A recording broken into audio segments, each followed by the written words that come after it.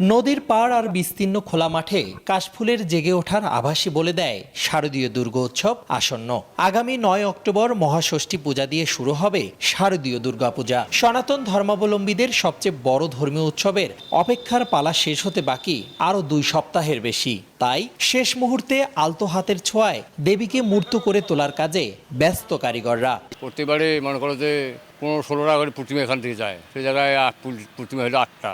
দুর্গাপূজা আড়ম্বর উদযাপনের প্রস্তুতি নেওয়া হচ্ছে বলে জানান হিন্দু, বৌদ্ধ, খ্রিস্টান ঐক্য পরিষদের নেতারা। এদিকে শারদীয় দুর্গাপূজা উদযাপন সফল করতে কঠোর নিরাপত্তার কথা জানায় পুলিশ। পূজা মণ্ডপ কেন্দ্রিক নাগরিক কমিটি আমরা গ্রহণ করেছে, যে কমিটি সার্বক্ষণিক এই পূজা যারা উদযাপনের সাথে রিলেটেড যারা থাকবেন তাদের সাথে সমন্বয় করবেন এবং পুলিশের সাথে তারা সমন্বয় করবেন। এবছর রংপুর বিভাগের ৮ জেলার ৫,১৮৬টি মণ্ডপে শারদীয় দুর্গোৎসব উদযাপনের প্রস্তুতি নেওয়া হয়েছে।